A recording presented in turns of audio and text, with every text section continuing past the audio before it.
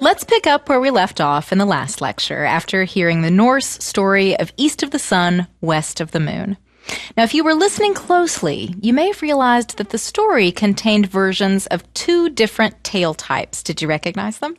Sleeping Beauty, which we learned about earlier, and the classic tale Beauty and the Beast, which we'll hear more about here today.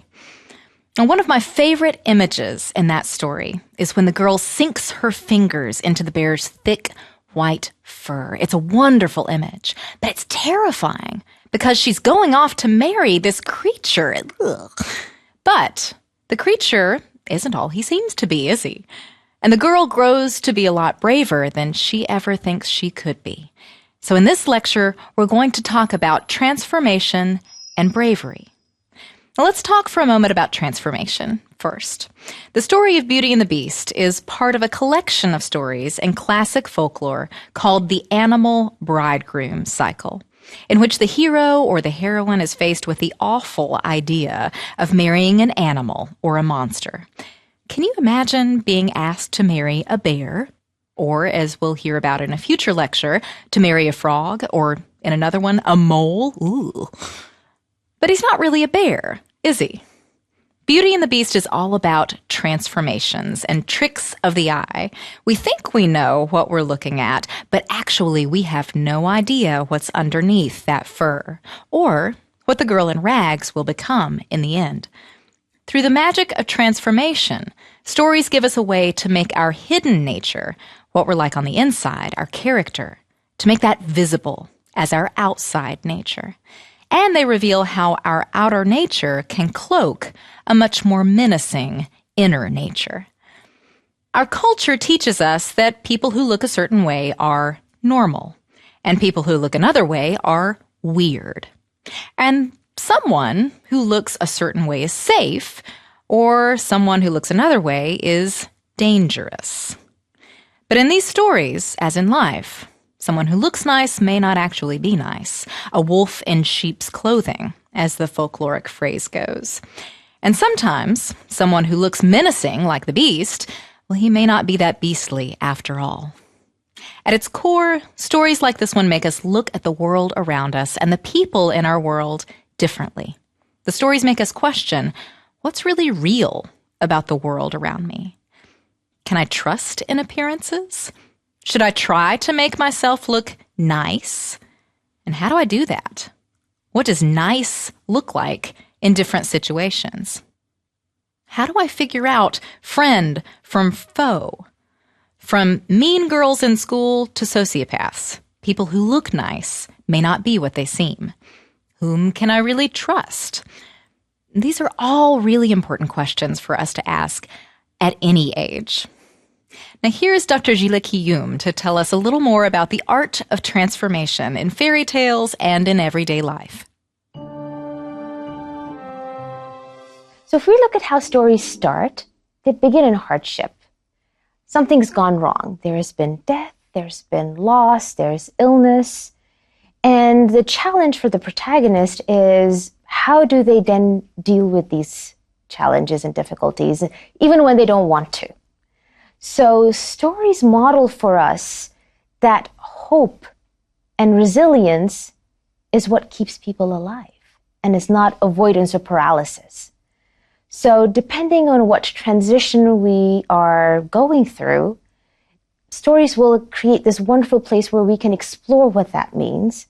And at the end of it, you have this dynamic form of identity creation that the protagonist or the hero is so much more enriched in terms of wisdom and experience, and more sophisticated in terms of their character formation than how they started off at the start of the story. So whether it's a transition from childhood into adulthood, which is what a lot of our fairy tales are based on, whether it is the rite of passage for some greater journey, these transitions can be worked through again in the safe space of a fairy tale.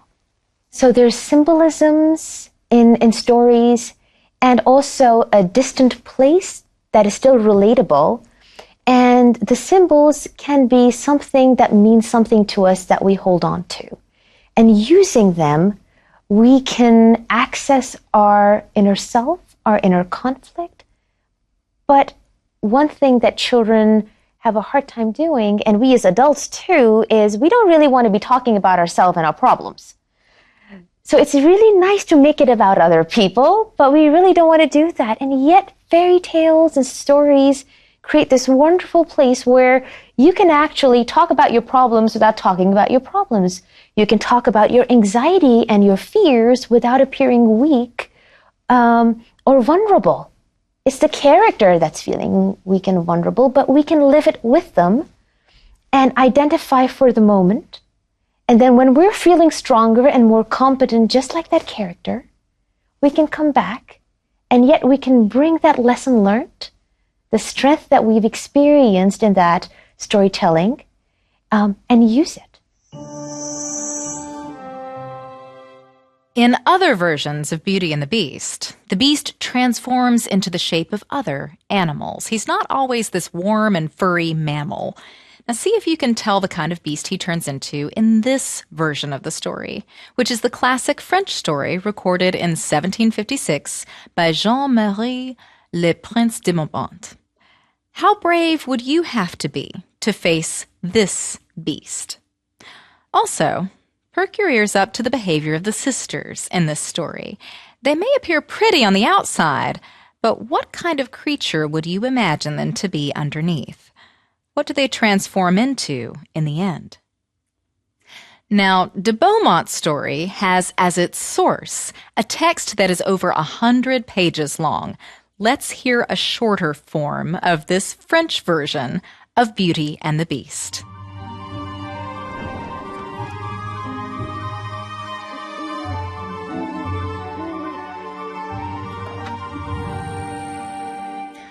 Once upon a time, a rich merchant had 3 daughters and 3 sons, and of all of them, the youngest was the most beautiful, not only outwardly, but in her character, too.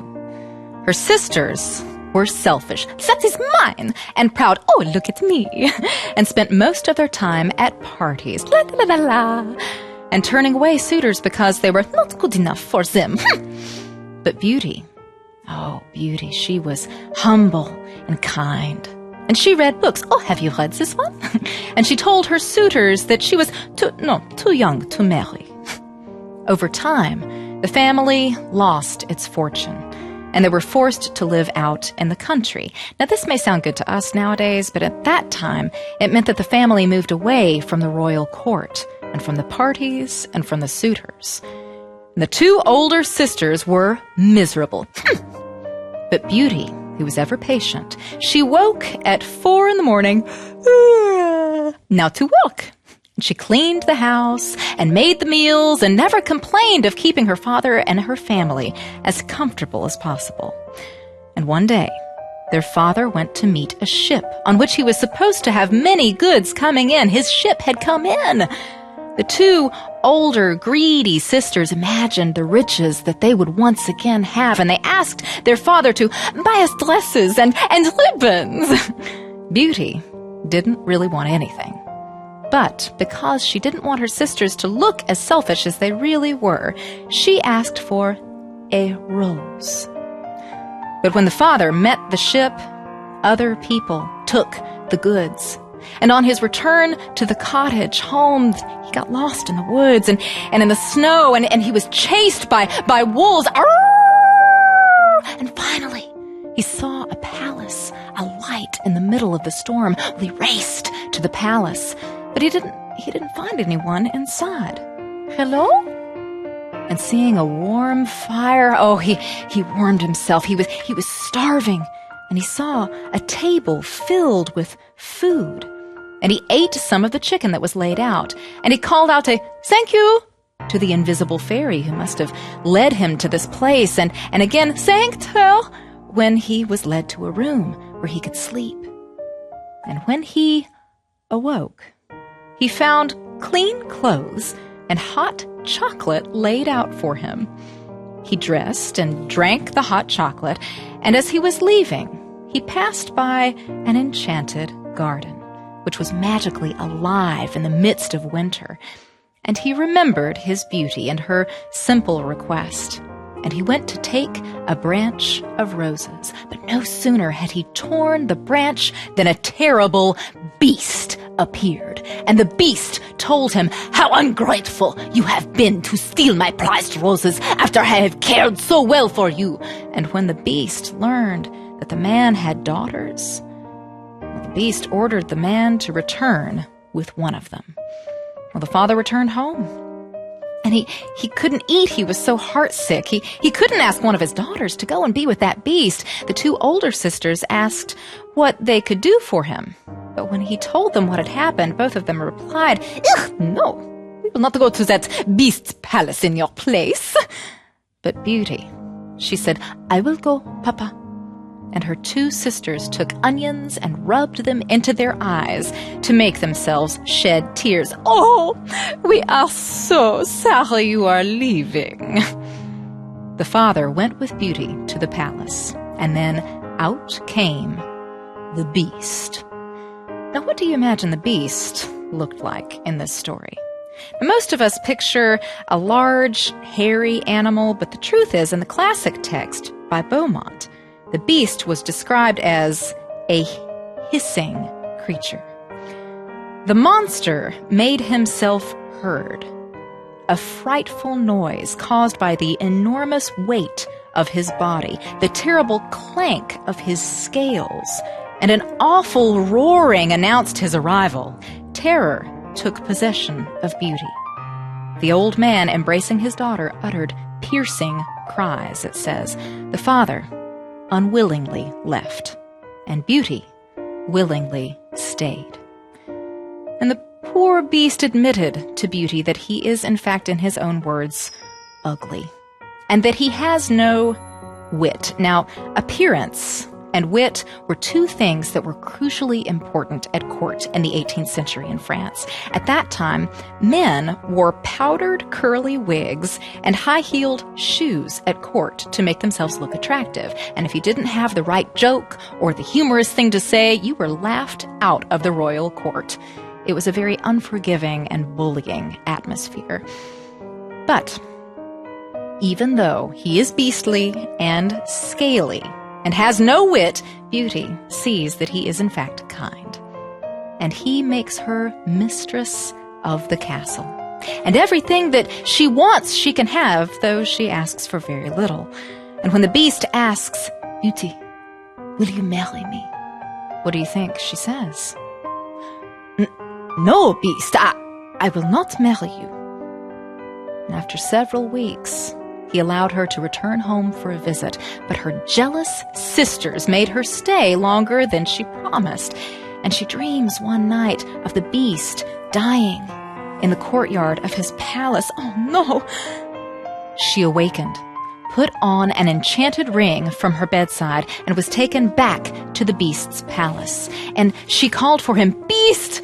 And remembering her dream, she searched for him in the courtyard, and there he was, half-starved and dying.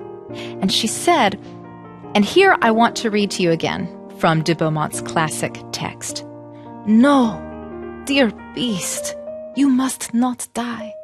Live to be my husband. The grief I now feel convinces me that I cannot live without you." And the text continues, "Beauty scarce had pronounced these words when she saw the palace sparkle with light and fireworks, instruments of music. She turned to her dear beast, but how great was her surprise. Beast was disappeared, and she saw at her feet one of the loveliest princes that I ever beheld. Though this prince was worthy of all her attention, she could not help asking where Beast was. "You see him at your feet," said the prince. "A wicked fairy had condemned me to remain under that shape until a beautiful girl should consent to marry me. There was only you in the world generous enough to be won by the goodness of my temper." And you know the rest. He offered her the crown, and she became queen.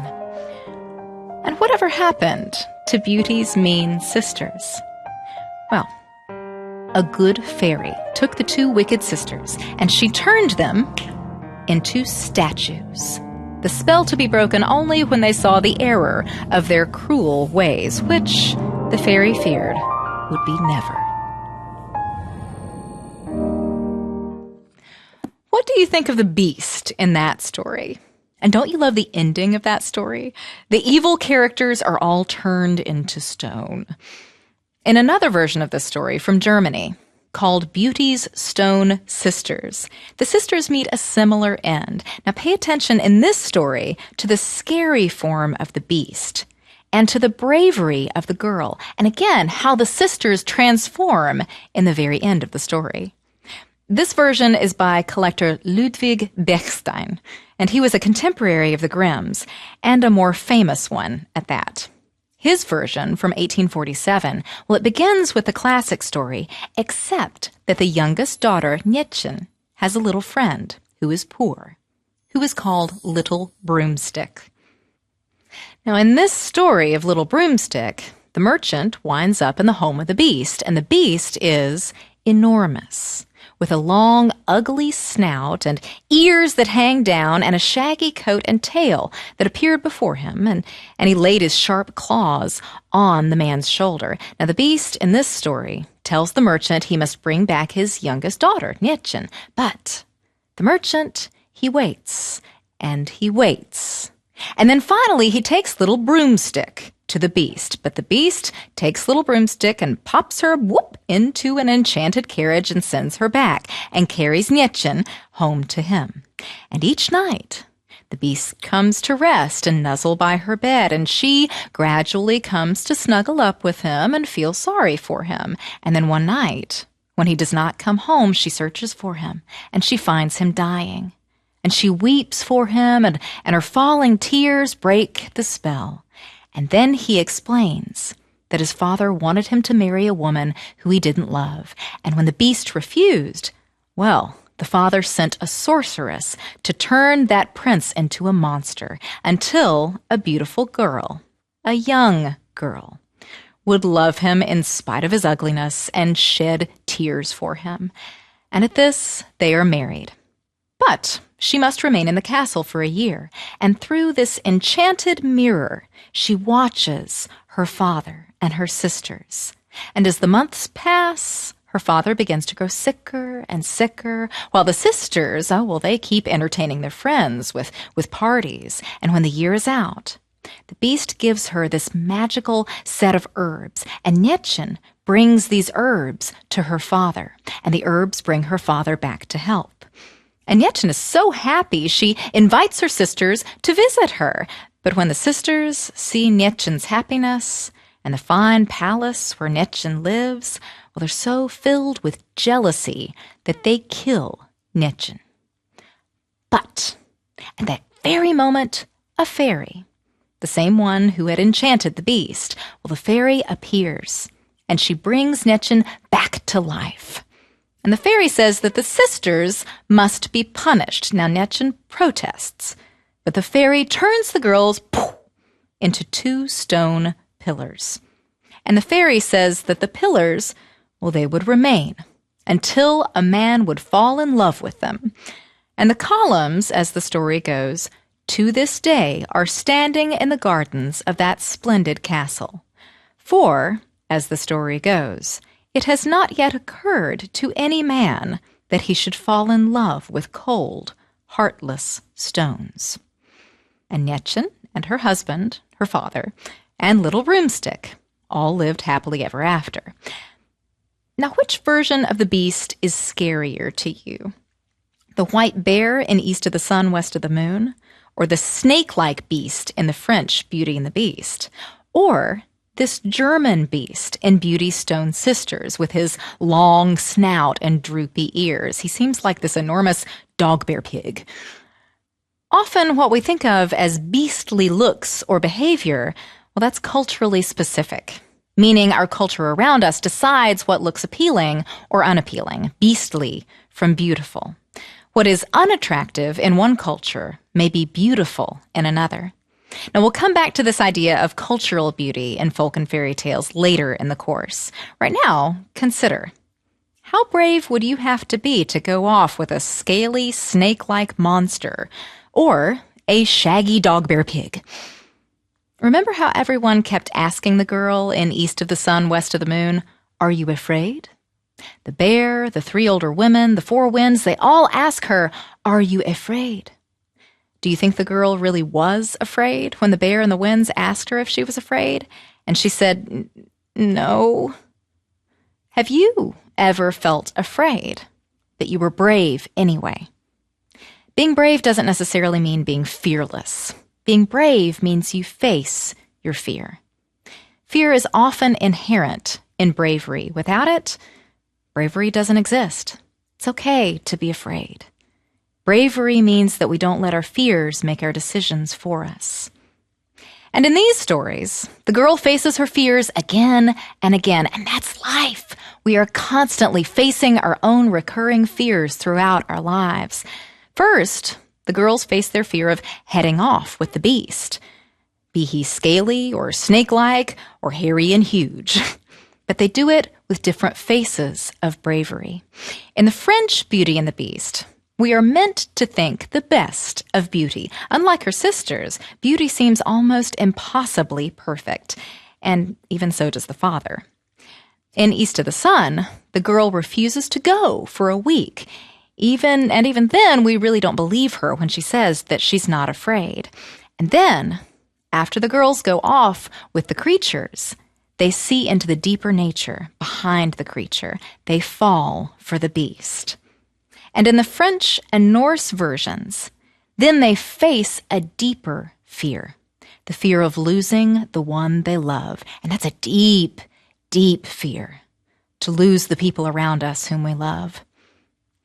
In the Norse story we heard earlier, the girl wakes up in the middle of that clearing alone, and she weeps for what could have been.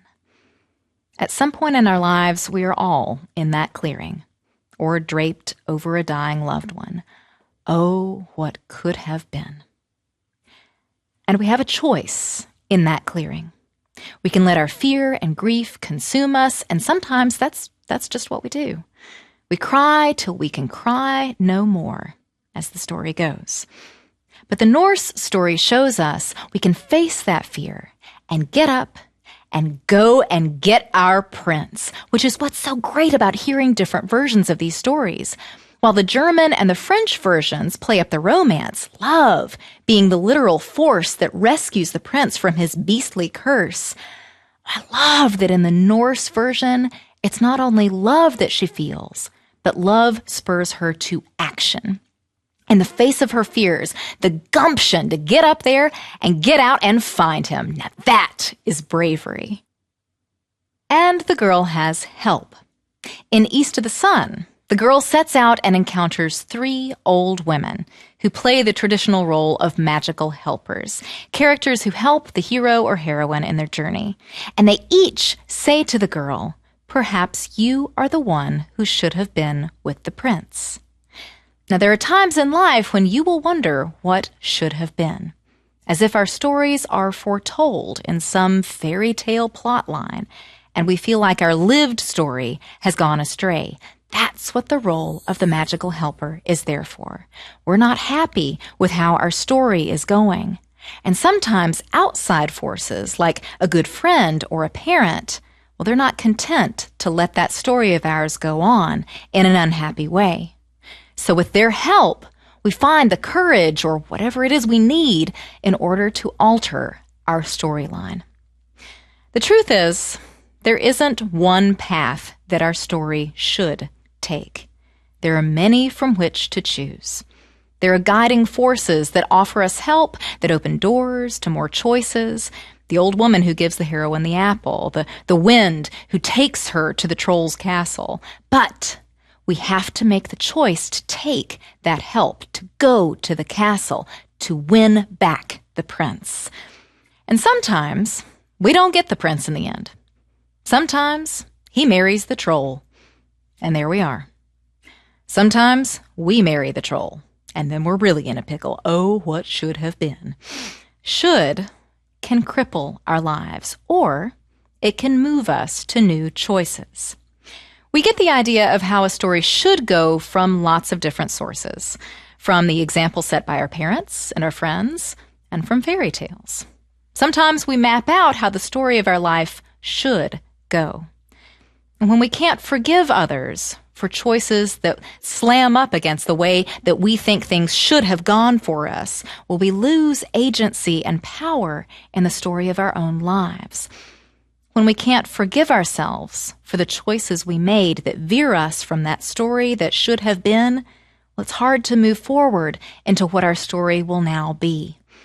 One of the important roles of the helper in stories like this one, the old woman at the cliff, is to say, I forgive you. Your story forgives you. Now get up and go find your prince. In fairy tales, as often in life, it's rarely too late to turn the story around. And in this case, it's not too late. Rather, it's a challenge to the heroine, a challenge which she meets. Her prince is restored to her because of her perseverance and her bravery and her cleverness. And in all of these versions of the story of Beauty and the Beast, the Norse, East of the Sun, West of the Moon, the French version of Beauty and the Beast, or the German Beauty's Stone Sisters, it's the beast who gets transformed back into a human. And the girl's bravery and inner strength of will and character make the magical transformation happen. Has there ever been a time when your bravery has transformed the situation you found yourself in? East of the Sun, West of the Moon has many similarities to a much older story, the Greek story of Cupid and Psyche. And in this last story for today, look at the many similarities between the Norse story and this Greek myth. How does the heroine's curiosity get her into trouble? Twice.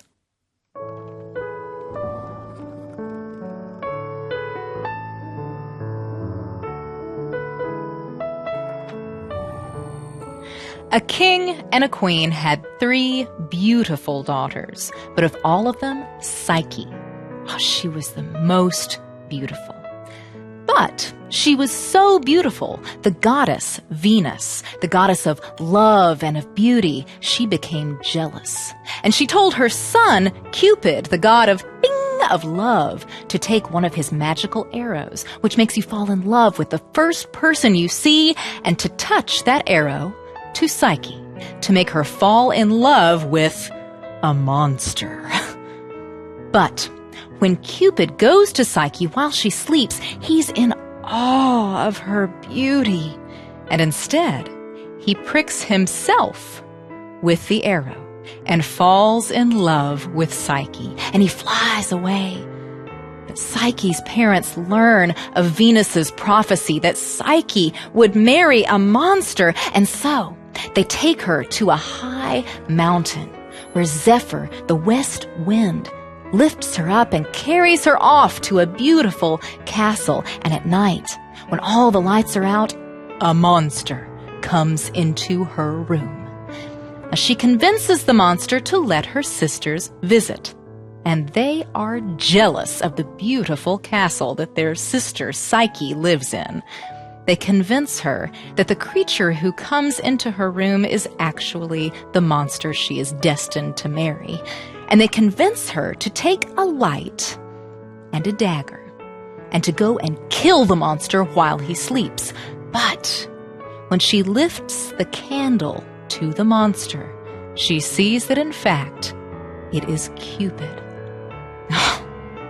And he is so handsome that she falls in love with him.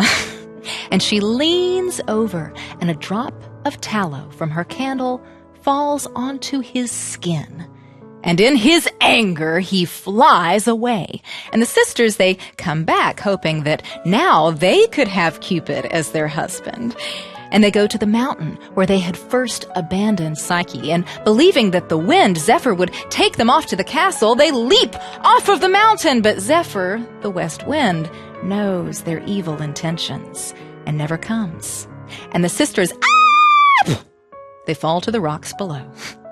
But Psyche keeps searching for her Cupid. And to find him, she undergoes 3 tests from the jealous Venus.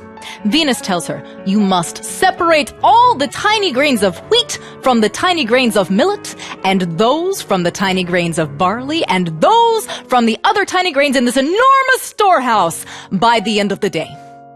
Well, it's impossible. But Cupid sends tiny ants to come up from the ground and to separate the grains for her. Venus says, no fair. You had help. Your second task. You gather the golden fleece from the backs of that herd of sheep by the river. But when Psyche came to the rams, she is warned by the river god that when the sun is shining, the rams hate humans and they will kill her unless she waits until the hot noonday sun makes the sheep seek shade. And so she waits until the rams go off into the shade, and she gets the golden fleeces and takes them to Venus. And Venus again says, not fair. You had help. Go to the world of the dead, to the beautiful queen of the underworld, Proserpine, and bring some of Proserpine's beauty in this box. And she hands her a box. Well, she's been patient up until now, but now she starts to get mad. How am I supposed to get to the world of the dead? Does she want me to die? But just before she dives over a cliff, stop! Cupid's voice tells her what to do. And so she goes to a cave, and that cave leads her to the wide river Styx that separates the land of the living from the land of the dead. And with Cupid's advice, she convinces Charon, the ferryman, to ferry her across that river.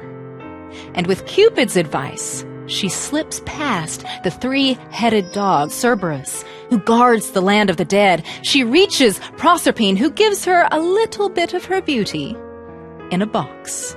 But she warns Psyche, don't open the box. Psyche takes the box. She slips past the dog. She goes on the ferry across the river back to the cave. She's going down the road. She's nearly back. And when she gets almost back, she gets curious. Just one little bit of beauty.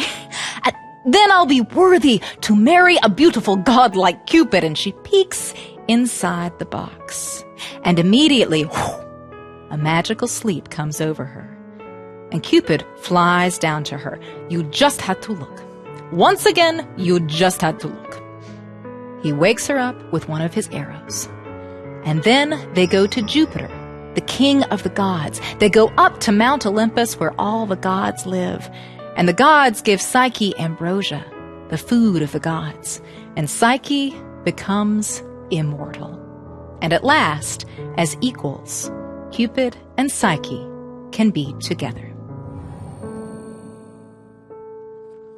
This story may remind you of other mythological stories. The story of Pandora's box, don't open the box, or Psyche's curiosity being her Achilles' heel, which is another Greek myth. Greek myths often weren't about trying to find a happy ending. They were about mortals being tossed about by the whim of the gods. The beauty of this story is that Psyche defies the gods and becomes an immortal. She becomes a goddess in the end.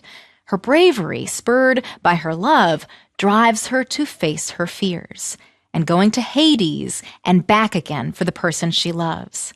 And in all of these stories, East of the Sun, Beauty and the Beast, Beauty's Stone Sisters, and the Greek myth of Cupid and Psyche, it's not only the beast who transforms, it's the heroine herself. She becomes a queen and an immortal. These are all images and metaphors for what we ourselves become when we face our fears. A part of us transforms. When we do brave things, we not only have the potential to change the world around us, a part of us becomes something new too. Our next lecture is about a boy who transforms into all different kinds of creatures. A bird, a horse, a grain of wheat. But the best part of the story is what he finally transforms into in the end.